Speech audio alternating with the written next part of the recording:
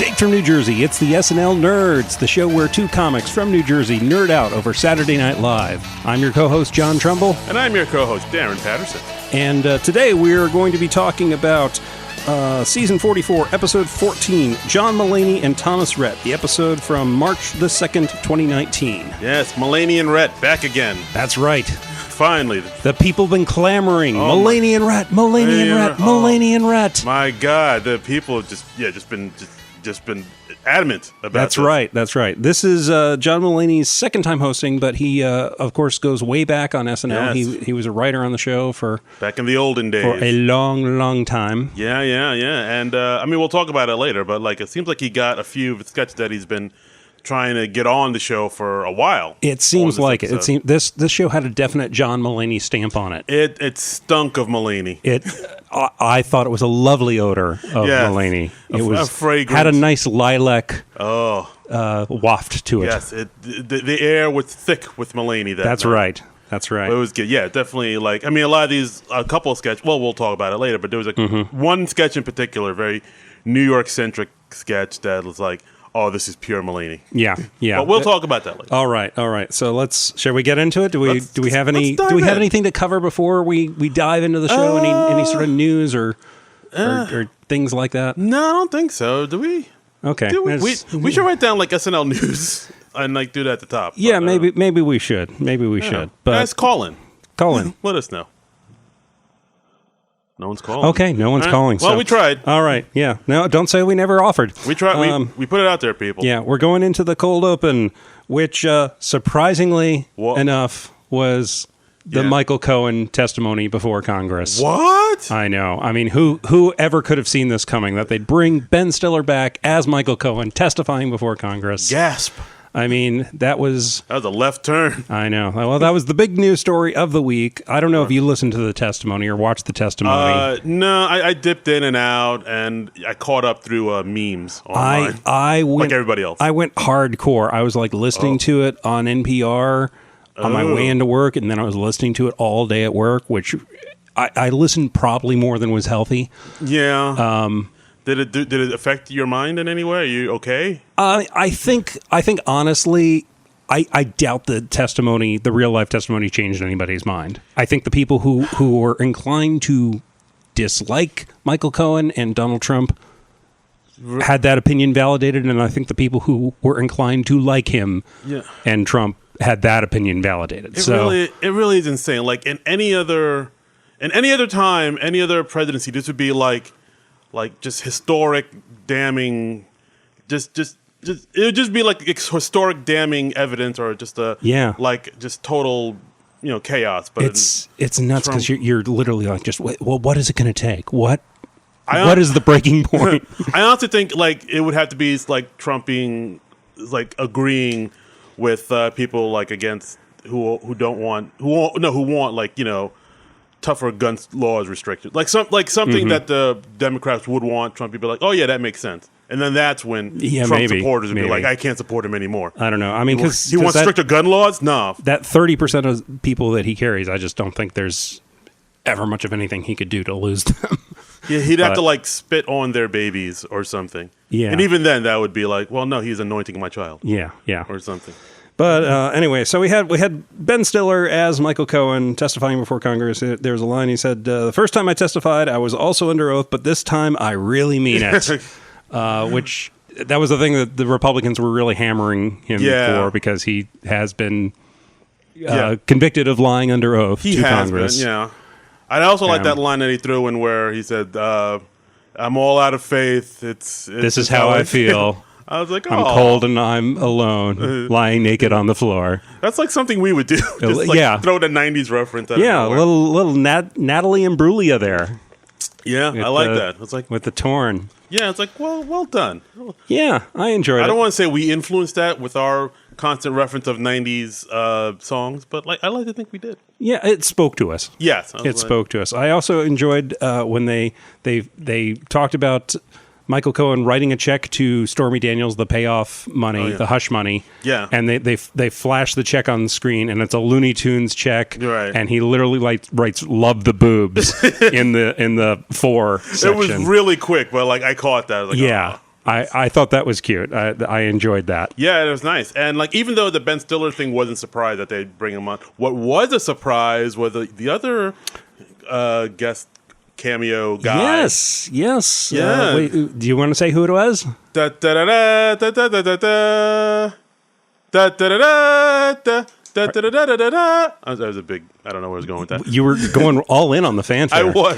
It's Bill Hader. Bill Hader came out. Bill Hader as Jim Jordan. As Jim Jordan, and I was like, oh, I forgot how much I enjoyed Bill Hader. Oh, okay. Breath of fresh air having Bill Hader back on the show. My lord and butter. He really was. He was just like, we were just talking about on the last episode how Bill Hader, we miss him, and apparently the people at SNL heard us. They heard us. Lauren got on the horn. And he was like, Bill, the people want you to come back to the show. The SNL nerds, they demanded. They clamored for That's it. what they want. Sure. And I'm all about making them happy. Yes. So thank you, Lauren. Yes. Thank you. Thank you, Lauren. And if you want to give us tickets to the show sometime, that'd be cool, too. That would be cool. The season's not over yet. We're warming up soon. Yeah. It's going to be easier for us to get into the city. That's right. Spring is upon us. Climate change is real. We're supposed to get a huge snowstorm tonight. Yeah. There's that. Yeah. But sometime in the near future, it will warm up. And if you want to give us jobs, that'd be great too. Yeah, that would be cool. Writing staff. That would be cool. I'll sweep up. Whatever. You could just make this into the official SNL podcast. Right. And it's like, we want just these two guys to record a show every Sunday and tell us everything we did wrong. We will happily do that for a paycheck. That's right. We will leave Frank Kablawi in a heartbeat. That's right. We will sell Frank down the river. Love you, Frank. Thanks, Frank. Hey. But let's see. We also had Kate McKinnon as Debbie Wasserman Schultz, who's now a congresswoman in Florida, which I don't think I realized before these hearings. I didn't honestly. know. I either didn't know that or I'd forgotten that, and I enjoyed that when they introduced her, they said, "Hold your groans," and I was like, "Yes, that's the correct reaction to Debbie Wasserman Schultz." Indeed. And we had Ego Nwadum showing up as Omarosa for real quick. Oh no, she wasn't Omarosa. She was the that other. Oh, didn't they say she was Omarosa? They said she was, but he was like, "Oh no, actually, I'm not." Because there was that whole thing where they're trying to prove that person wasn't racist. Okay. So he said, "Oh, her name is Omarosa." It's like, "Oh no, I think I missed that in my note taking. I just heard the name Omarosa and I was like, "Oh, she's playing Omarosa." No, I wrote it down that way because I'm horribly racist. Congratulations, you're racist. And by the way, as long as we're talking about my racism, I should probably jump back and issue a late correction or a retraction of something I said on the podcast a couple episodes ago. Oh, what was that? We got on the subject of the 1980s version of The Odd Couple, where they had Felix and Oscar were black. And I said that Flip Wilson played Oscar in that. I was mistaken. It was actually Desmond Wilson, I believe. Actually, I need to look this up again just to make sure that I'm not accidentally identifying the wrong person. I mixed up my black actor's name, Wilson. Right. You thought it was Flip Wilson. It was actually Desmond Wilson. Right. I think was there another black Wilson? I'm now very paranoid about this. Black people call in. Let us know. Yeah. Please. Okay. But also, there were also, who else was also in this sketch? Heidi Gardner. Heidi Gardner, yes. She was great, and I forget her. I should write these stuff. Wow, we are horribly unprepared today. Sorry about that. But yeah, and also, of course, Melissa Villaseñor as AOC, the great AOC. Yeah. Yeah, I thought this, and of course, Keenan as... Oh, yeah, Keenan as the big guy running the show. I didn't write down the name of his... We don't know politics. I listened to all this on the radio, so I didn't have faces to go with names, and I remember faces much better than names, obviously. Right. And I'm horribly racist. Yes. So I got a lot of handicaps, is what I'm saying. Gotcha. All right, I'm looking at. All right, I looked up right now. So Alex Moffat played Mark Meadows, who brought out a black woman to stand behind him, and that black woman was Lynn Patton. So that's who Ego Nwadum was in the sketch. Alex Moffat said, "Oh, see, Trump has a black friend, and her name is Omarosa," and of course, that's Lynn Patton. Okay, and it was Demond Wilson on the new Odd Couple in the 80s, and I don't think I know him from anything else. I don't think he's been in. Yeah, Demond. Yeah, Demond. Demond. Demond. Yeah. All right. So, racism aside, what do you think of this cold open? I thought it was okay. I didn't think it was great. Honestly, it was. Yeah, I mean, it runs into the problem we usually run into in Trump world is reality is so absurd. It's very difficult to parody. Yeah, very much so, and it ran kind of long too. It was. Oh, all right. So, update. Yeah, Demond Wilson. Of course, he was Lamont in Sanford and Son. That's okay. That was a pretty big deal. All right. So there you go. All right. So as far as I never watched Sanford and Son. What? Sanford and Son was hilarious. It was a little before my time. So it was before my time too. They still ran the reruns. Yeah, I didn't watch it. I Love Lucy was before your time. Did you have time to watch that? I did. There you go. Well, hello, racist. How about that? Did you watch The Honeymooners? That was before your time. I haven't seen much of The Honeymooners, honestly. Honeymooners is pretty good. But I know they did a black version of The Honeymooners as well. Oh, they did. Oh, Yeah. well, you don't have to So watch now it all comes full circle. You don't have to watch that. I'm going to have to do some work on myself after this show. I've had a breakthrough, had a little moment of clarity. Got to relieve some reflection. And, wow. My apologies to Demond Wilson and everyone in the Wilson family. Thank you. I don't think he's related to Flip Wilson. I'm going to assume not, because Wilson, very common name. Not all Wilsons. Yeah. Man. But you got to come in tomorrow in like a dashiki. That's right. I'm going to go the MacGruber route. Be all woke. Like, wow. So do you have anything else to say about the opening, My Fresh Fly Brother? Please don't. It ran. I mean, it seemed kind of long. This was like almost like a 9-minute sketch. Like, was it that long? Yeah, I checked the YouTube. It was like 9 and change. I guess. Did it usually go that long? That seems long. Yeah, but other than that, it was okay. It was ebbs and flows. I don't know. It was okay. Yeah. All okay. Right, and all right. So the monologue, John Mulaney coming out, pure Mulaney. Just pure. Honestly, if this show had just been an hour and a half of John Mulaney doing stand up, I would have been perfectly satisfied with that. Yeah. So basically, his Netflix hour. Yes. That's what you want. Plus another like 20 minutes. Yes. In there, I would have been cool with that. They did. My favorite thing is whenever they have a stand up host. They give him a hand mic for the monologue. Because it's like Dumbo with his feather. You got to have the hand mic. I've done stand-up without a mic, and it is weird. It is so weird. You don't know what to do with your hands. Yeah. Like, I usually just kind of put them in my pocket, and I do big hand gestures from time to time, like an Italian woman. But like for the most part, you want a microphone because you just don't know what to do. Yeah, and they've been doing this for a while. They do it when Aziz Ansari has hosted. Yeah. Should I do a preempt? I think he's okay now. Okay. But when CK hosted, when CK when CK hosted, he had the hand mic. When Amy Schumer hosted, I believe she had a hand mic. Right. And Mulaney, too. Yeah, and Mulaney. And I just always love it. It amuses me to no end. Because I know there's no technical reason they have to do it, because the regular hosts don't have hand mics, or the non-stand-up hosts, I should say. Right. I shouldn't say that they're regular. I mean, stand-ups are weird people. But we're an odd bunch. Yes. But yeah, the civilians. Yes. They don't get mic. Chappelle got a mic. Chappelle, yeah. Yeah. So you're a comic, you need a mic. And Mulaney said a lot of New York City references in it. Yeah. Chock full of New York. He talked about the New York subways. He talked about the siren sounds. Yeah. He talked about... we had that Woody Allen story. Oh, yeah, the Woody Allen story. That was amazing. It was pretty great. His dog was leading their... What kind of dog did they... Or his wife was leading their dog around in a stroller. Yeah, because they have like this old, like a pit bull? Not a pit bull, good God. That's a different type of New York. A bulldog or something? Bulldog, yeah. That's my... And it doesn't walk very well or something, and so she pushes it around on the stroller, and she's pushing it around the city on the stroller, and then they stop by a cab, and then Woody Allen and Sun Yi get out of the cab, and they all just stare at each other. They say like none of this makes sense, or none of this is right.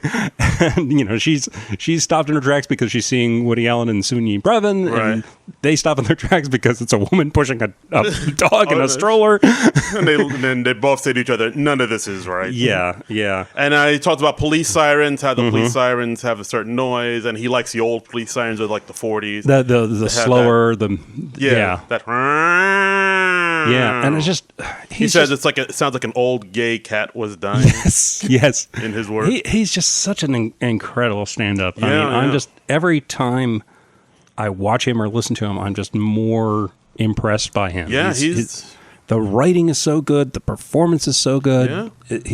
I mean, he gets compared to Seinfeld a lot, and like I can sort of see it. Like people say he's like the young new Seinfeld. I can see that. But I think he's more like performance, like you say. He moves a lot more. He has a lot more body movements, and I think he's quirkier than Seinfeld. Yes, absolutely. Yeah. Yeah, absolutely. And like, he had that one story about how he used to do cocaine because apparently he used to have a big drug and alcohol problem, and he had that one joke where he's talking about like how cocaine won't make your girlfriend come back to you, but she will worry about you. And in the end, I mean, isn't that the same thing? Right. Mean, what's the difference? Yeah, really? yeah. I mean, it was like a great joke. Just a great, solid stand-up set. I mean, anytime Mulaney does stand-up, I'm there. Yeah, very much so. And so, first sketch. Not first sketch, but you know what I mean. After the thing. After the thing. After the thing. Yeah. I'm a little off today. I apologize. What they call the monologue. That's it. It's a very technical term. Right. But, all right, fancy pants with your knowledge. All right. But yeah, so the first... God damn it. The sketch after the monologue. What the hell's wrong with me today? I'm sorry. I am not high. Should we pause? Do you need a minute? No. Is there anything you want to talk about? No, I'm fine. Let's do it. Right. Yeah. Take a sip of water. Okay. Oh. So the first sketch, it was a... So you said first sketch too? Well, I think that's what they typically call it. You got the cold open, you got the monologue, and then it's the first sketch. Okay. Because the cold open, I mean, technically is a sketch, but it's not... And technically it is the first sketch, but they usually call it the first sketch. I mean, that's what I have it in my notes. So you see? In my notes. Oh. See? First sketch. All right. All right. I stand corrected. I stand down. I mean, I'm fine with that terminology. I think that's a common terminology. Yes, it's like musical guesting. So, yes. So the first sketch is a game show, What's That Name? What's That Name? And this is one that they've done at least twice before, from what I could uncover in my research. I totally didn't know that until... Really? You didn't remember this sketch? I didn't remember it at all. Okay. Well, I got to go back in the archive. I did a little research because I knew they'd done this sketch before, and they did it back in season 36 with Paul Rudd. This was in 2010. Oh, the Rudd. And they had later a celebrity edition with Justin Timberlake and Lady Gaga in 2011. Oh. So, and it's very similar to this. It's a game show where you got people on there, and they're able to name obscure celebrities. Okay. And then they bring out somebody in their life, right, whose name they do not know. And as I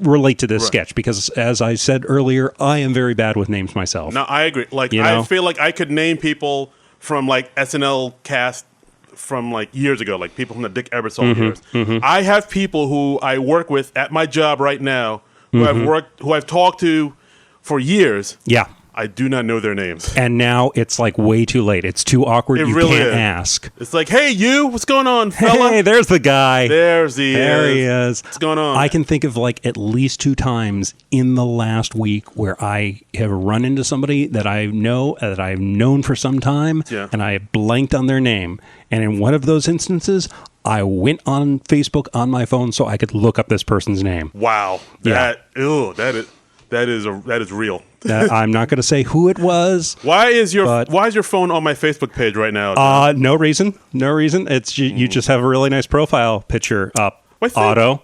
What? I'm sorry. Sorry, John Minus. Sorry. That's not my name.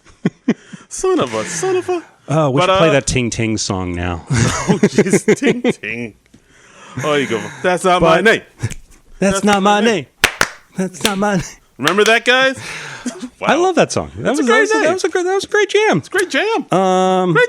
Yeah, that's right. But this was a sketch that Bill Hader always did. He was, Bill Hader as a game show host. You can't do better than that. He's wonderful. And Well, okay, let's talk a little about this specific version of it, Okay. and then I can give you a little backstory on the origins of the sketch, because I uncovered some interesting info. Oh, wow. Oh, we're gonna go about that. deep. We're Oh, going to go deep. neat. This is why I was late to the recording today. I was like 20 minutes late to the recording, and I sent Darren a text, and I'm like, I'm sorry I'm running late. I'm doing research. And That's like, what? yeah, and he's like, what? I just come. I barely have notes. I just saunter into the studio and just like I wing it. But yeah, so I like this sketch quite a bit. So it's basically like John said, they show a picture of a celebrity, but like, oh, who is John Legend's wife? And they're like, they know that. That's Chrissy it's Chrissy Teigen. Teigen. Yeah. And oh, this person was dating such and such. Oh, that's Little Xan, who actually is. I didn't even know who that was. That actually is. The picture of the person looked familiar because the face tattoos, Right. And I was like, I've seen that person before. I have no idea what that person's name And is. yeah, and they know that was that's Little Xan. So then there's like, oh, you each win $5. Right. And so now for $250,000, here's a person you've met numerous times, and they Yes. said, oh, hey man, I'm your best friend of 4 years, and I'm his girlfriend. What's my name? Right. You've met me numerous times. We've sat together next to each other at weddings. What's my name? And they're like, yeah. And he, of course, and John Mulaney, of course, cannot name his friend's girlfriend. right. And God, I can relate to this so much, Oh, so God. hard, so hard. I mean, just, and then they both walk off and discuss. John Mulaney goes, "Oh, I'm sorry. I'm sorry, Todd." Yeah, I'm sorry, Todd." And he's, interesting choice that you chose to apologize to him instead of just yeah, because like Bill Hader kind of plays it up as like the antagonistic yeah. kind of prodder. He's like prodding the situation. And then for Cicely Strong's character, he's like, "Hi, I'm a partner at your firm, and this is my wife. You've talked to me at numerous company parties. What's her name?" It's like, oh, I was like, hey, you, and yeah, and they had like a weird side thing where like Cicely's character didn't support women. Or Yeah, something. It's like, yeah. oh, that's an interesting. But it didn't really kind of go anywhere. But I mean, I did like Hader. He's like how he kind of prods people. Yeah, like Hader's great. I honestly, hit my mic. Sorry about for the last bit of the sketch, I was just writing down cool lines. Hader at one point says, "I roll with a crew of problematic bachelors, and we call ourselves the Squad." Oh yeah, because like Mulaney was like, well, what's the name of your wife's friend? It's like, oh, I'm not married. Yeah. I roll with some problematic. And then at one point they asked Cecily, like, what would you say to women out there? And I think then they asked the same question to Bill Hader. And he right. says, I wouldn't say anything. I would listen. Yeah. And like Bill Hader was like, pull in camera 3, pull in on this. I wouldn't say anything. I would listen. And then for the final game, it was, Doug, these are 3 of your wives' bridesmaids, and they're all in bridesmaids dresses. Right. It was Melissa Villaseñor and 2 extras, I guess, because I don't believe they had any dialogue. There were extras. And he says, pick the one you would have the best shot with. Right. And they would say, like, I'm so sure you don't know her name. I'll give you the last 3 letters of her name, and you still won't get it. Yeah, and the last 3 letters are A-R-A. Right. And he's like, Kara, Tara, Jara? And then, You think her name is Jara? And then they revealed that her name is Mara. And he says, I said Mara. Yeah, but you didn't know it. It was pretty hilarious. And the great line I liked was when Mulaney was like, "Why are you doing this, man? What do you get out of this?" What do I get out of this? In a word, chaos. And this relates to when I looked up one of these previous sketches on YouTube, the first comment, the top comment on there, and I think it had like 1K likes or something like that. It said, I read an interview with Bill Hader where he gave a backstory for with his character. Right. And I found the interview that Bill Hader did with Terry Gross on NPR. Okay. I think it's All Things Considered. Is that Yeah. the show? Oh wow, you did do research. I did. I went on a deep dive because so the backstory of this is Bill Hader's host character, Vince Blake, is an independently wealthy guy who funds this show just for his own amusement. And he brings all these people on because he hates them and he wants to embarrass them. And the show doesn't even air. He just does it for himself. Oh my god. And I'm like, that is such a wonderfully specific and dark backstory for this character. Wow. How would you? I mean, I'm impressed. That's great. And it's hardly ever commented on in the sketch, but once you watch the sketch with that in mind, it's all the funnier. Yeah, that's hilarious. I'm like, wow, that is incredible. I kind of wish they did. I wish they did this more. Yeah. as near as I could find, they only did it in 3. I couldn't find it on the SNL wiki, so I couldn't find more information about it. But they had 3. They had one with Paul Rudd there, where they brought out Kenan Thompson as his doorman, right? And he had no idea what his doorman's name was, even though he sees him every day. Right. And the doorman knows everything about him. And Vanessa Bayer, they brought Kristen Wiig as the cleaning lady in her office, and she has no idea what the cleaning lady's name is. Yeah. I mean, you're not a bad person if you don't know. Some people are just bad with names. Yeah. I personally, I think very visually, and I remember faces much better than names. Right. And honestly, that's one of the things I love about Facebook, is it helps me constantly associate faces with names. Yeah, absolutely. And I remember some names much better because I'm on Facebook. Absolutely. Yeah. But that's a real thing. It was, and at the end they said, all right, well, join us next week when we have Todd to pick out to say if his cleaning lady has a son. And Mulaney was like, no, she does not. And then, of course, Hader ends it with, he's 16 years old. Yes. Good night, everybody. Yes. And they did an interesting variation on the Justin Timberlake Lady Gaga one, where they had Justin Timberlake.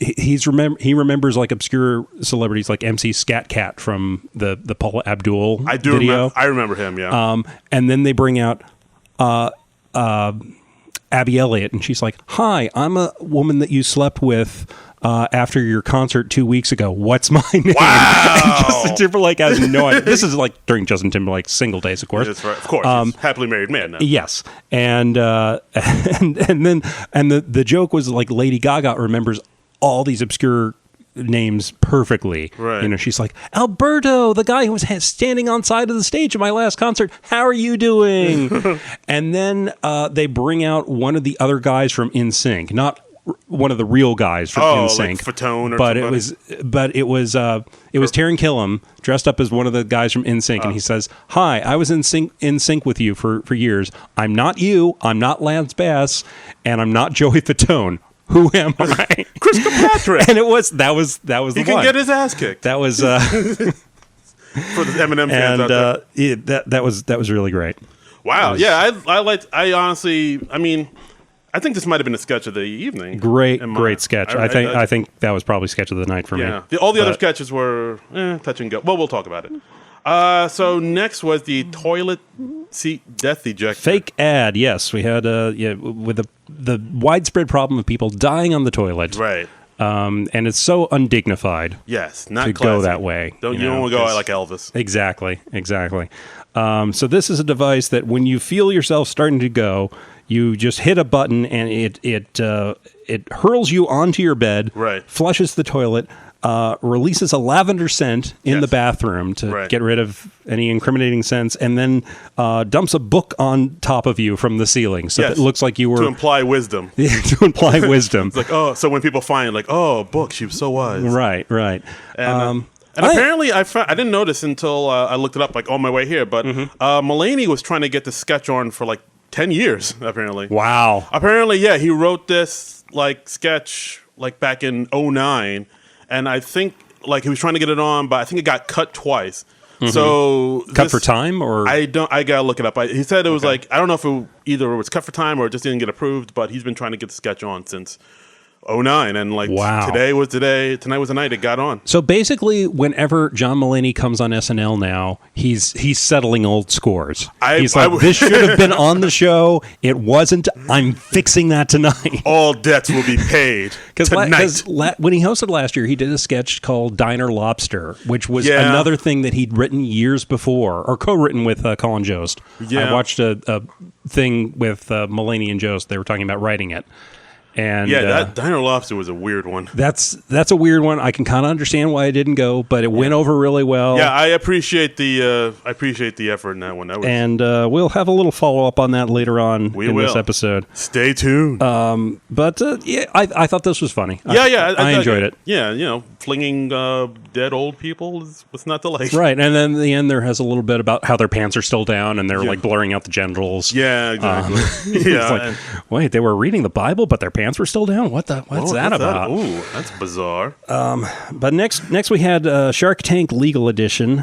This was with just a sort of reality show thing with It's like Shark Tank, but with famous lawyers. Famous lawyers. Alan Dershowitz, Rudy Giuliani, Michael Avenatti, and Janine Pirro from Fox News, who we wouldn't know unless it was for SNL. Right, and they threw in which I wasn't crazy about it, but the Salino and Barnes guys. Jingle-based attorneys. Yes. Selena and Barnes. I wasn't crazy, but I felt like it kind of took away from the sketch. But we'll talk about it. I think, this one, and then they bring in famous people who are having legal trouble. They had Robert Kraft. Robert Kraft, who just had the massage parlor thing. Yeah. We had... Jesse Smollett. Yes. We had Chris Redd as Jesse Smollett. Yeah, I heard gasps from the audience when he came out. They were like, yeah, ooh. because he was the guy from Empire who had the... God, how do we even explain that story? I don't even know where to start with that. That story's so nuts. Yeah, he was apparently beaten or he came out saying he was beaten by people in MAGA hats and they threw bleach on him and a noose on him in Chicago. As a hate crime. And of course everybody was there to say that's terrible, that's horrible. But then as it came out, it seems, I don't know if it's been settled now. I don't think it's been definitively settled, but we're looking a lot like he just set it up himself. Yeah, like the whole thing was staged, possibly for... and these were guys who worked as extras on Empire, and he apparently paid them with a check. Yeah, and I don't see how do you do that and not expect to be found out? I don't get that. Yeah, it's just not looking good. And hasn't been written off the show yet, but he's been written the last 2 episodes of this season. Do you watch Empire? Not really. Okay. No. I've never watched it. I've seen a couple of it. It's very what's the word? Very I guess audacious or something. It's like one of those over the top drama shows, like a Dallas or like a Falcon. That's how updated I am with Falcon Crest. Yeah, it's just like one of That's for all the kids out there. Yeah. We're the only SNL podcast that's dropping the Falcon Crest references. I was trying to think of a show that's like a very a big soap opera. You could say show. Dynasty. They've revived Dynasty. Okay, Dynasty then. I'll say that. It's like that. I catch the last 5 minutes of Dynasty right before Crazy Ex-Girlfriend on Friday. Okay, all right, fine, then that. But yeah, it's like a very big soap opera, over the top show, like Falcon Crest. Like Falcon Crest. You're not gonna let that go, are you? I am not. It's too much fun. Oh, you go. Well, all right. The thing is, I never even watched Falcon Crest. I don't even know where that came from. All I know is it was one of those nighttime soaps in the 80s. Yeah, but women throwing drinks in people's faces, like how dare you? Right. People sleeping with other people and murder. Lots of affairs. Yeah, backstabbing, bedroom shenanigans, intrigue, and business deals gone wrong, and how dare you? Backstabbing. You haven't heard the last of me. And it's all sexy people. But it's like that, but then to a hip hop track. Right. That's Empire. Right. But yeah. So yeah. In conclusion, I have not seen Empire.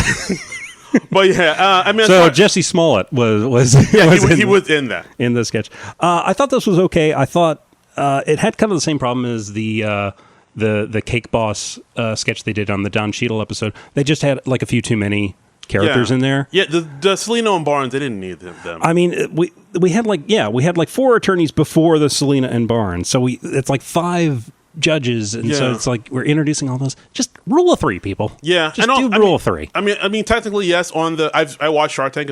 I like it a lot, but there are 4 judges. Oh, okay. So maybe that would make sense. But like you said before, with the Family Feud, you just cut it shorter and make 3 judges. And just don't address it. Yeah, it would make it... cut the least interesting judge. Yeah, because actually, with when Robert Kraft and Jesse Smollett, they didn't really have any lines. All the lines and most of the sketch went to the judges. Yeah, I mean, because we had the host as Alan Dershowitz. We had Pete Davidson as Michael Avenatti, I believe. Avenatti, excuse me. Avenatti. And we had Kate McKinnon as Rudy Giuliani, which is always fun to see. Yes. I mean, anytime we get the Kate McKinnon, and cross-dressing as a weird troll man. I am there for that. That's right. And strong as Pyro, and it was Kyle Mooney and Moffat as Salino and Barnes, which I really felt like they didn't need to be there.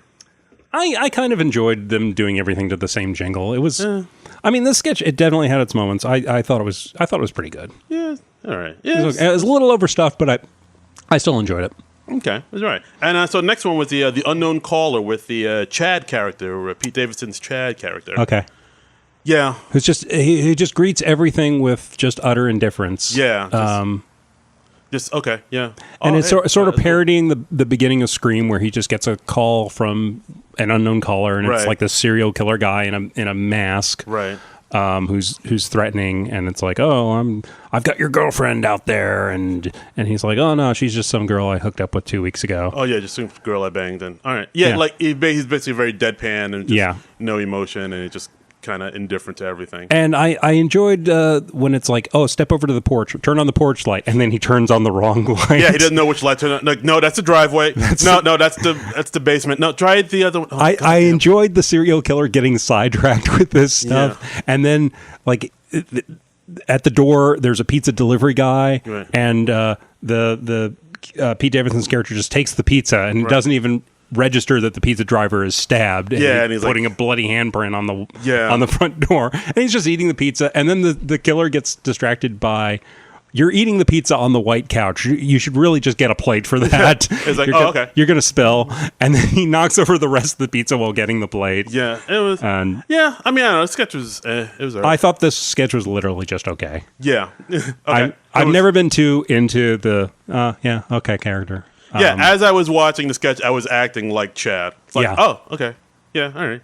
Yeah, okay. Yeah, I mean, because we've seen him do this before, and it's pretty much the same thing every time, so I'm not too into it. Yeah, it's all right. I mean, we like Pete, but yeah, that sketch was like... Yeah.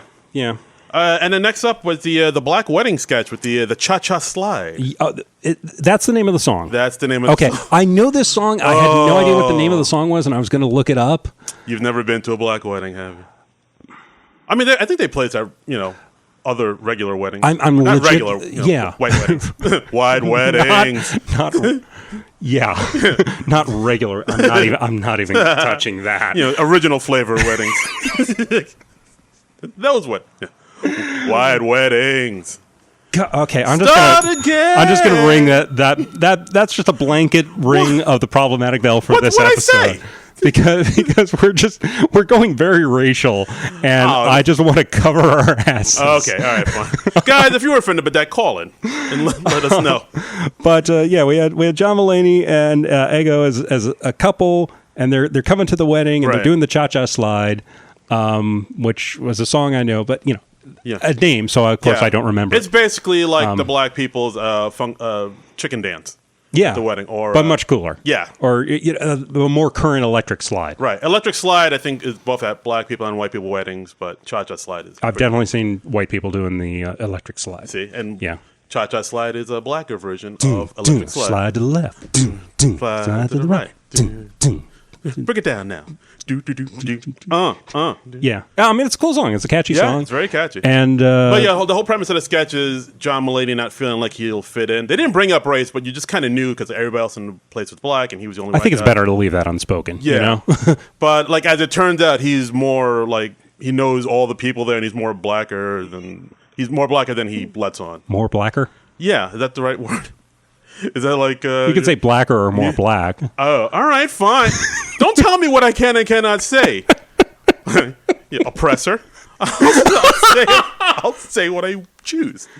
But Can you call me a colonizer too? Colonizer. Oh, that's what I meant to say. Go Black Panther on me. I haven't seen Black Panther in a minute. I should have said colonizer. God, I fucked it up. That's going to bug me. Wow. All right, so... Happy Black History Month, everybody. I can preemptively feel Frank cringing as he listens to this episode already. He'll be fine. It'll be fine.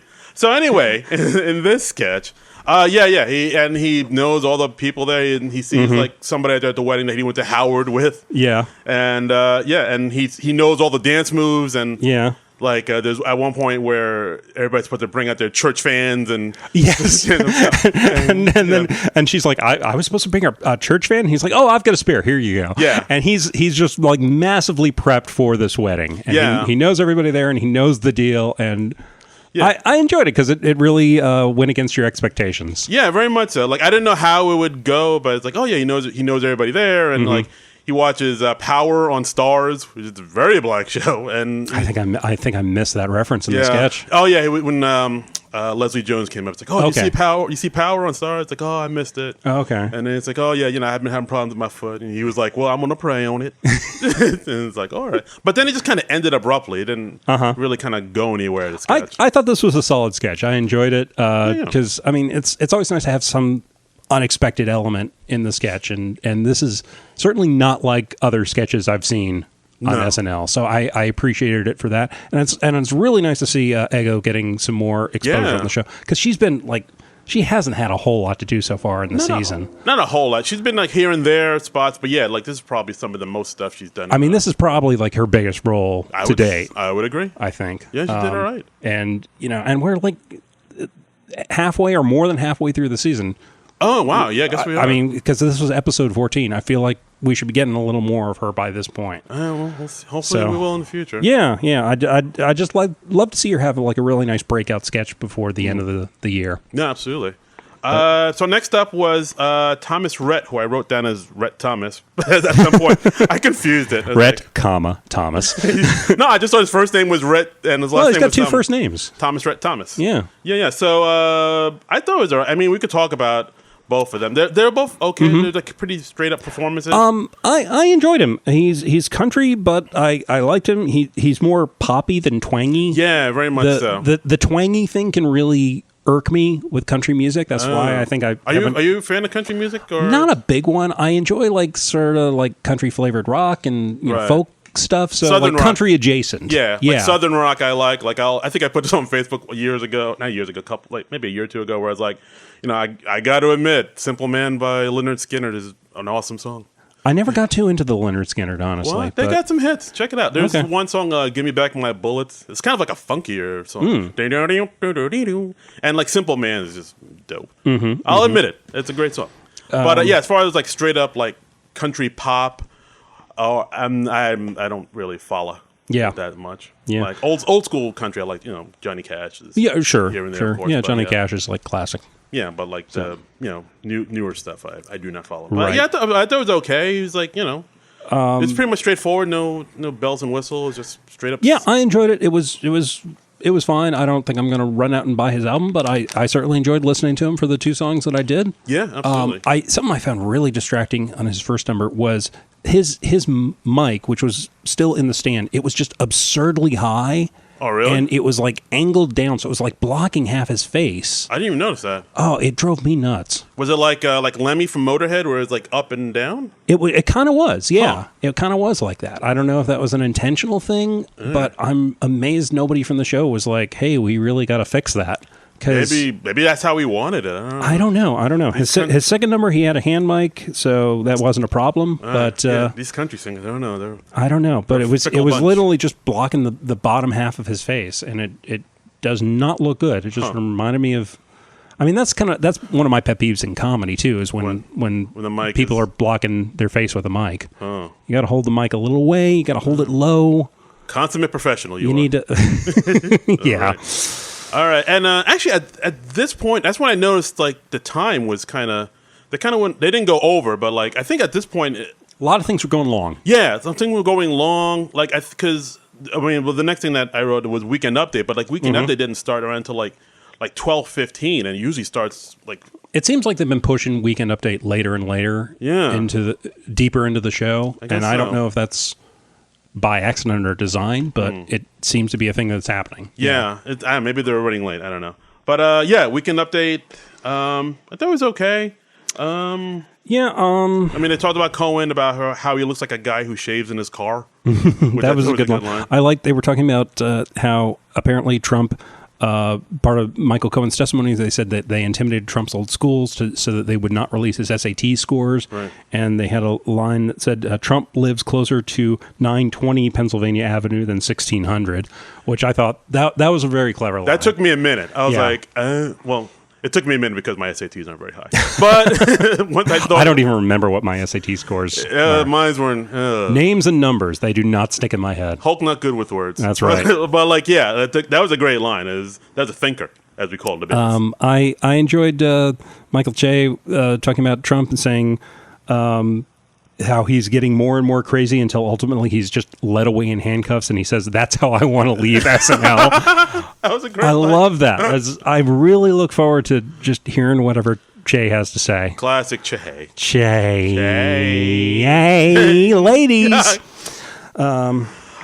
Speaking of ladies, see what I did there. Nice then transition. We had Vanetta and Wileen, Kate McKinnon and A.D. Bryant come in as two, pig owners and farmers, and I guess their whole thing was how like people who don't eat meat now because they don't want to kill pigs because they see pigs doing amazing things like that. There was a pig who sold paintings in the news, and that was their pathway into this story, into this segment. Right. So their pitch was like all the pork and products that they kill and create, they were made by animals that are extremely dumb and we're not going to go into or mean or bad or worthless. I mean, basically pigs that deserve to be killed and eaten. Yes, that was their whole pitch. And I thought this was okay. Like I noticed Kate McKinnon was breaking a lot, or both of them. They open up this meat basket and it's got all these various types of ham and pork and all that. Like and actual meat. And apparently the smell of the meat was really, really strong, and it was getting everybody, and so everybody was breaking a little bit. Yeah, they were like, ooh, that's a interesting aroma. So it kind of turned into an inadvertent pro-vegan sketch. Yeah. I mean, because they were just not making meat look tempting to eat. No. Then they were like, oh, what about you, Colin? You a big beef boy? You a meat boy? But they were having fun with it, which was kind of infectious. And it was. I mean, I thought it dragged on a little bit because they're basically doing the same thing. Like, oh, this duck that we hear is dumb. This chicken was mean and stupid. But I mean, for the most part, like I saw they were really enjoying it. So I was like, oh, okay. And it kind of reminded me of. I mean, I think they were just amused by how much they were breaking and stuff. And it reminded me of like a stand-up thing. Is there's comics find nothing more amusing than watching their friends bomb. Best because I mean when you're a comic, you see the same people at shows a lot of times, so you become very familiar with your friends' acts. Absolutely. And you know the beats of it. You know how a certain joke is supposed to go. You might not know it word for word, right? But you're like, oh, he's doing this bit and he's leading into this. And so it really pops out to you when something goes wrong or when something doesn't go over the way it's supposed to. And that's when you really see what a comic is made of. I mean, it's, that's we enjoy that. We relish in others' failures, and it's so much fun to watch. It's so much fun. Oh my god! Because it's something different. Yeah, I mean that's really what it's about. Sometimes it's better than actual comedy. Yeah, exactly. And then Che had one great line about R. Kelly about how his unpaid child support. Where he said, "What in his case, unpaid child support is also alimony." Yep, that got a big response. Yeah, I thought this was a better weekend update than the last one because it was really bad in the Don Cheadle episode. Yeah, that was. And honestly, it's getting to the point where I think that the contrast between Che and Jost is so strong. I feel like Che is so much stronger than Jost. I'll give you that. I really think they should give Che a shot at just doing Weekend Update by himself. Yeah, I mean, but he seems... I don't know. But then again, maybe the fact that he's so strong, it comes from the fact that he's very comfortable and with Jost there. So maybe you need him there to like Jost is his security blanket or something? Or yeah, maybe. It's his hand mic in the monologue? Yeah, exactly. Ooh, look at that. Yeah, maybe he's the fact that he's there and they're able to riff is... Because, like, I've done, like, sketches and stuff with people, and I'm better... Like, a lot of times I'm better with somebody else than I am by myself. So maybe it's that. I don't know. Yeah, maybe. I don't know. I just feel like Jost is kind of becoming a load again. Ooh. And, I mean, his last joke, I didn't write down his last joke, but it got literal groans. It was like the very last joke of Update. Oh, shit. I wish I wrote it down. And I didn't write it down, but I just wrote down that it got groans, and then they ended it. And I was like, that's not a strong ending, dude. All right. Or maybe Che wants Jost there because he looks good by comparison. Maybe. I just feel like Jost's jokes are a lot more obvious, and he doesn't deliver them as well as Che. I don't know. Like Jost was growing on me, but I'm getting kind of down on him again. Wow.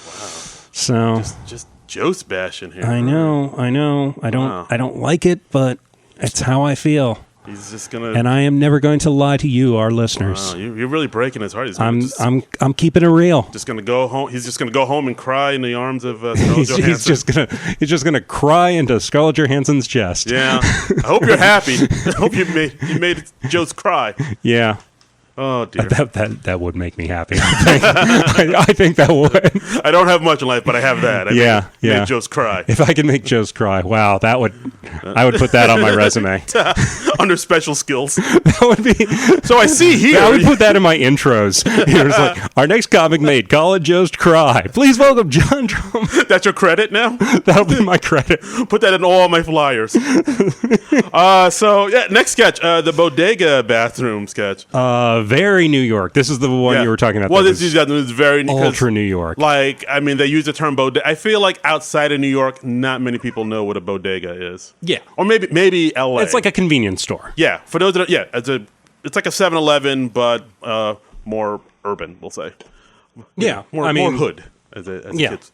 But that's what a bodega is. Spanish for store. It's like a convenience store, and they're all over New York City. And this. I had a feeling they would kind of do something like this, just because I saw the Diner Lobster sketch. Yeah. And like how people responded to that. So I figured. I feel like they're going to do like... This was a semi-sequel to that. It was... Yeah, a spiritual sequel. Spiritual sequel. That's a good way to put it. The Diner Lobster sketch. And this was that...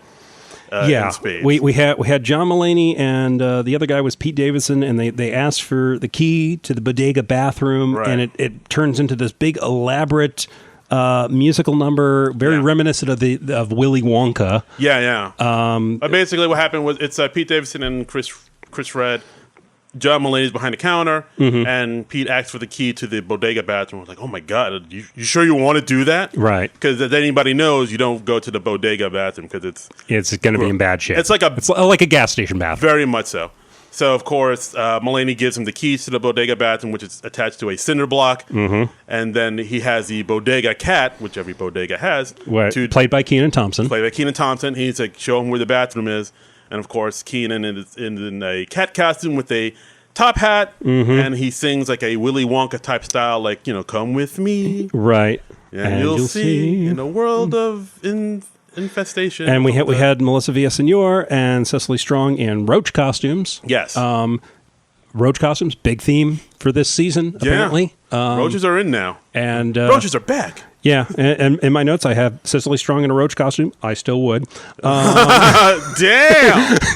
Holy! Wow! I'm just noting it. I'm keeping it real. I'm just being honest, man. I'm sorry. Was that too real for you? And we had Kate McKinnon come out as a Virgin Mary candle. A giant round costume, and she sings "Memories" from Cats. Yeah. We had Oompa Loompas come out, literal Oompa Loompas, but they weren't Oompa Loompas. They were Sour Patch Kids that were there on the couch for so long that they came to life. Yes. And the toilet in the bathroom, like basically what happened was like the wall behind the bodega opened up to this huge bathroom. Again, like the Diner Lobster, very elaborate sketch. All these costumes, all the set changes. I mean, the technical people on SNL this week, they knock themselves out on this. Yeah. Because the walls part and then the bathroom, the toilet slides out. And it's a huge toilet. And at one point it starts to talk like Little Shop of Horrors style. He's saying, feed me. Yes. And it's... John Mulaney is apparently a big musical theater nerd. You can tell. I mean, because we have memories from Cats. The big finale was everybody singing "Seasons of Love," and then we find out, Rent. And then we find out that the guy running the bodega is leaving it to Charlie. Yeah, it's like all of this is yours. So it's Charlie. It's the end of Charlie and the Chocolate Factory. I mean, the cast is obviously having a ball with this. Yeah. And I mean, if you're a theater kid, this sketch was for you. Yeah, and I'm sure SNL's cast has a significant number of theater nerds in it. I mean, they've done too many theater nerd type sketches for them not to be. The overlap has to be there. Yeah. I mean, this sketch was so like audacious, and I couldn't hate it. I was like, all right, I got it. I enjoyed this. I think I might have enjoyed this one more than Diner Lobster. Oh, honestly. interesting. Yeah. I got to watch Diner Lobster again. I meant to check it out. Neck and neck for me. Yeah, I meant to check it out again just to watch it with fresh eyes, but I didn't have a chance. I was too busy researching what's that name. But that took up all your time. And contemplating Cecily in that roach costume. Oh dear. All right, we're back to that now. Yeah, I'm just throwing it out there. Wow, is this your new thing now? We might have seen the birth of a new fetish. Your roach fetish. Oh dear. I want to mention a quick thing before we get to the next sketch. Is in one of the little interstitial bits. Right before the next sketch, I think I spotted Mohawk stagehand. I think it looks like I had to rewind my DVR to make sure, but it looked like he still had the mohawk, but it was like kind of combed down, so it was like sort of the comb hawk. Yeah, it was, and it looked like he was like consulting very closely with Kate McKinnon. So I was like, wait, is he a director or something? Is he? I need to know the deal of mohawk stagehand. I don't know if I should call him mohawk stagehand. Maybe he's just a mohawk crew person. We'll just call him mohawk. Mohawk. Yeah, be sensitive. Somebody listening to this has to know what the deal with mohawk is. Yes, people call in. We need to find this out. Please tweet at us on the show page, on our private pages. We'll give those at the end of the show. Yes. But I want to talk to this guy. I want to find out what his deal is. We want to know more. I'm captivated by the mystery of mohawk. It's fascinating. Wow. Okay. All right. So I just want to mention this. A mohawk sighting. Another one. Another mohawk sighting. The plot thickens. That's my new hobby, watching the show now. Wow. I just imagine your apartment just covered in mohawk. It's like a beautiful pictures. mind thing. Yeah. I've got all these pictures. They're tied together with push pins and string, red string, and yarn, and I've got things circled. And this goes all the way to the top. The very top is a picture of Lorne Michaels. And you're just up all night smoking cigarettes. That's right. That's right. I'm just pacing back and forth. Just coffee everywhere. How do the people in movies have time to put up all those elaborate things? PAs. It's a big arts and crafts project. Very much so. It's like in movies where like somebody comes home and their boyfriend or their girlfriend, they've lit 10 million candles, and it's like first of all, nobody has that many candles. Oh wow. Second of all, nobody lights that many candles unless you have like 20 crew people doing it. Yeah, you need. That's because by the time you get to the last one, the first one's like half burned down. I'm sure like some of those candles are like electric or something. You would think. Maybe. You would think. Just too many candles in movies. It's just like, as soon as you start thinking about it, the implausibility just starts. Are we doing a candle podcast now? We are. We're Hi, Selena.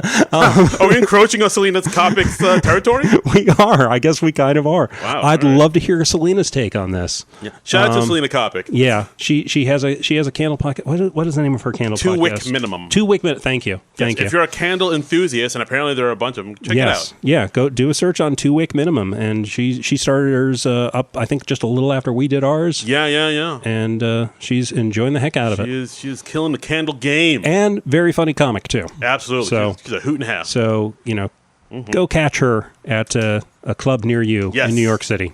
Indeed. So the final sketch, Cinema Classics. Cinema Classics 10 to 1 Lind. Yeah. This was also kind of a callback to a previous sketch that Kate McKinnon did when J.K. Simmons was hosting. Oh. And they did a parody of Casablanca. Oh. Do you remember this one? No, I do not. Okay, well, and they were parodying the end of Casablanca when it was Rick telling Elsa that she has to get on the plane. Right. And Kate McKinnon as Ingrid... Lauren Bacall or Ingrid Bergman? She was Lauren Bacall in this. She was... who's the woman in Casablanca? Ingrid Bergman, right? Just like Bogey and Bacall. Let me find out. Yeah, I wanted to say... Elsa Lancaster, but that's Bride of Frankenstein. Oh. I haven't seen Casablanca in a minute. Guys, call in again. I implore you. I'm all turned around on any sort of names right now. Ingrid Bergman. Ingrid Bergman. You're right. Okay. And the joke in that one was, she as soon as he says, like, you get on the plane, instead of her hesitating, she's like, oh, yes, I'll get on the plane right now, Rick. Yes. Oh, is that the plane there? I'll get on it right now. And it's one of my favorite things that Kate McKinnon has ever done. So this was... Really? Wow. Yeah, so this was. As soon as I saw it, I was like, "Oh, that's an instant classic. That needs to go on the eventual Best of Kate McKinnon on the reel set." Not that they do those anymore, but no, they do not. But because now we live in an era where you can literally look up practically any SNL sketch. That's right. And watch it on YouTube or something. Yeah. But what a time to be alive! What a time to be alive! But this one, they were parodying the movie To Have and Have Not, and she was Lauren Bacall. Of course, the iconic line, "You know how to whistle, don't you?" Just put your lips together and blow. And of course, she doesn't know how to whistle. She doesn't. She just like does like. Yeah, and I saw her again. She was breaking a little bit in this. She was breaking a little bit. She cracked herself up. We had John Mulaney as Bogart, not really even trying to imitate Bogart. Yeah, how can you? It was just, when you're John Mulaney, apparently it's not going to happen. I mean, you think it'd work, because like John Mulaney does kind of talk old-timey. Yeah. Like, what are you doing here, sweetheart? Yes, he does have that cadence. Like I thought I told you to scram there, dame. And but the joke is that Kate McKinnon is Lauren Bacall, and she's trying to give this sort of sensual, sexy goodbye, and she's just flubbing it horribly. And at one point, she just went, "Maybe I'm gay. What do you think?" Which, love that line. Yeah, and I think possibly a closing line for this podcast. Maybe I'm gay. You want to end on it? We could just end every week on "Maybe I'm gay. What do you think?" What do you think? I feel like that might be problematic, but I don't know. Okay, I'm just throwing it out there. You don't have to like the idea. Let me think on that. I just wanted to float the balloon. Float it out there. Let me think about it. Give me a day. Okay. I'll ruminate on that. All right. And, but I enjoyed this one. I didn't think it was as good as the previous Casablanca sketch that they did a couple years ago with J.K. Simmons, but it was amusing. It was amusing. I thought it was Kate okay. McKinnon makes a surprisingly good Lauren Bacall. She looked quite a bit like Lauren Bacall at times, I thought. Yeah, she did all right. She's killing the game in this. Yes, as I said. yes. I think I said that twice, but I'll say it again. But yeah, that was it. Like it good. It was weird. Like that sketch kind of ended abruptly too, and then they did another performance, and then they just ended the show. That was kind of it. Yeah, and they did have a little card for Margaret Carol Yee. I said Karolyi. Okay. Karolyi. Right. And you looked up a little information on her. Yes. I saw you tweeted that. Yes. She was a costume and wardrobe. She worked for SNL for over 30 years. She was there from 1978 to 2013. Wow. That's a big chunk of time, like over 3 decades. That's a hell of a run. And God, when you think about like all the stuff that she must have seen. She was and there. all the stories that she had to tell. I mean, yeah. So, R.I.P. Margaret Karolyi. Yeah, and, sorry to hear that. Yeah. But and that was the episode. I mean, overall, I thought it was okay. I mean, I don't think it was as strong as when the first time Mulaney hosted, but I thought it was okay. I thought this was a really solid show. I think this honestly might have been my favorite of the season so far. I thought it was a generally pretty consistent show. I thought, I mean, there were certainly some sketches that were weaker than others, but I thought there was enough strong stuff or enough unexpected funny stuff that I really liked it. I was really favoring inclined. Okay, I didn't hate the musical guest, which is always nice. Ringing endorsement for Rhett Thomas. I enjoyed him. Yeah. Thomas Rhett. He had a lot of energy and a lot of enthusiasm. Get up and go. That's right. Got some toe tappers. Yeah. All right. Yeah. For the most part, this episode was okay. I thought it was good. I really liked the "What's My Name" sketch, and the other sketch was right. The bodega sketch. I was just. I mean, it was so over the top. I couldn't hate it. I mean, John Mulaney's fingerprints were all over this thing. Yeah, I mean, just because the weird left turns that things were making, and how specific things got, and the tangents it went on. Yeah. And it was just you could tell John Mulaney rolled up his sleeves and really got in the writer's room and resurrected a lot of his old sketches. Pretty much. Apparently. Just did his old stuff. So. Just pure, raw, uncut Mulaney. What? Just going to leave that there. Whatever. You know what I meant, guys. And and that's the episode. Next week we got Idris Elba and Khalid. Is it Idris or Idris? I don't know. Okay, we got another. I say Idris. Some people say Idris. It's potato. I say Idris. I think it's okay. I'm pretty sure it's Idris. It's Idris. Okay. Yeah. And you remember? All right. So I looked this up. Remember last time I mentioned on the podcast how I thought he was a doorman at a comedy club. Yes. I looked it up. According to an interview he did in GQ, he was the doorman for the world famous Carolines in Manhattan. Wow. When was this? I don't know. Okay. But he was there. I don't think it said in the interview, but obviously like before The Wire. Yeah, before The Wire, before he was big, he did work as a doorman at Carolines. That's interesting. Did he ever do comedy or stand-up himself? Because, I mean, usually like the people doing those jobs are comics themselves. No, I don't think so. But I think he definitely worked the door. And I did notice that another thing. Like I noticed he has a now he has a Netflix show coming out soon called like Turn Up Charlie, I believe. Okay. It's basically like he plays this DJ who's like an eternal bachelor, and he like takes a side gig as a nanny because he has to because he's out of money. But that's taken from the fact that he actually is and moonlights as a DJ. You can get what? You can get. Apparently, he's been a DJ since he was 19, and he loves being a DJ. I had no idea. If you have enough money, you can get Idris Elba. You have Idris Elba DJ your party.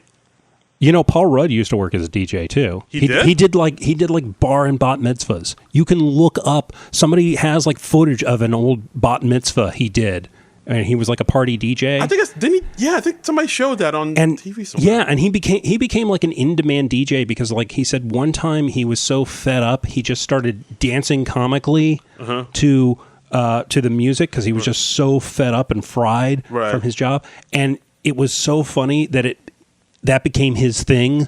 Oh, that he'd be and then he was in demand for doing the comical dances at the birthdays and the bar and bat mitzvahs. And that's set up aside from all that. And this was like early '90s Paul Rudd, I think, when he was still a struggling actor, just doing like cha-cha slide, pre-Clueless. Yeah, was the cha-cha slide around back then? Yeah, cha-cha slide's been around forever. How long has it been around for? Maybe the '90s, but definitely like I would definitely say like early 90s it's been around. Wow. From what I remember. It's not like a new thing. I had no idea. I was thinking that song was maybe 10 years old max, but I guess it just took a while to filter down to the white people. Yes, exactly, before you appropriate it. It takes us a while to catch on to things, people.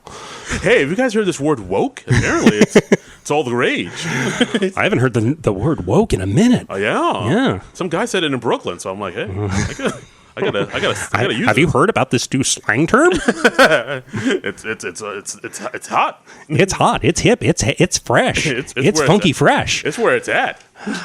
But yes, Idris Elba and Khalid. Khalid, musical guesting. I don't know much about him. I know he's an R&B singer, and I will listen to his album and get back to you on that. Okay. But it's going to be fun. I look forward to seeing what they do. Yeah, should be on the show, and it'll be fun seeing what insane news stories happen between now and next Saturday. If the world's still here, it's hopefully SNL will be able to everything's going to be on fire. Yes. Everything is going to be on fire. And there will be a sketch about it on Saturday, hopefully. That's right. So that's our podcast for today. Oh, I want to mention one other thing that's tangentially SNL related. What?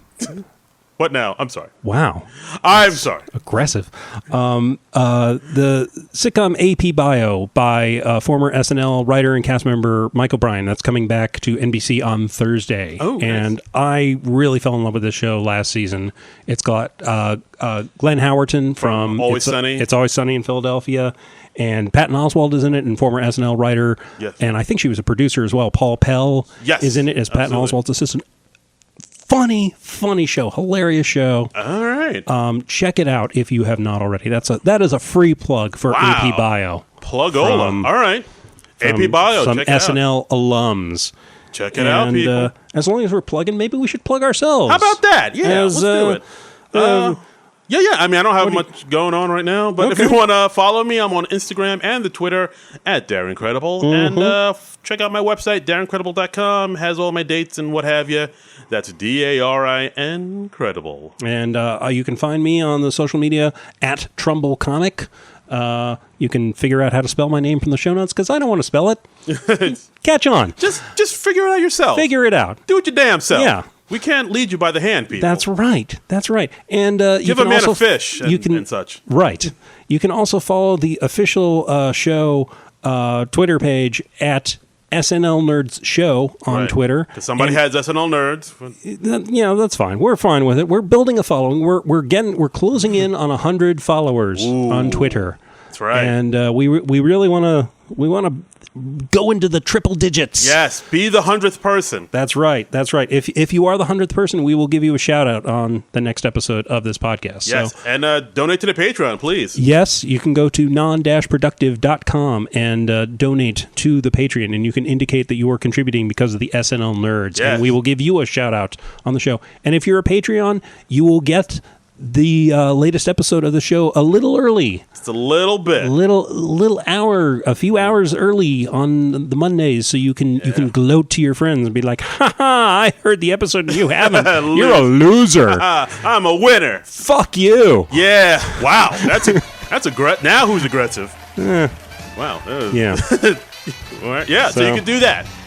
And that's all we got, people. That's all we got. We're going to be here next week, as we always are. And I think that was everything that we wanted to plug. Yes. So, I don't know. Maybe I'm gay. What do you think? I said let me think about it before you said that. I just wanted to try it. I wanted to see how it felt. Oh, boy. How'd it feel? Felt pretty good. Okay. Felt pretty good. I support you. Bye, everybody. Bye. This has been a non-productive media presentation. Executive producer Frank Hablawi. This program and many others like it on the Non-Productive Network is distributed under a Creative Commons Attribution Non-Commercial No Derivatives license. Please share it, but ask before trying to change it or sell it. For more information, visit non-productive.com.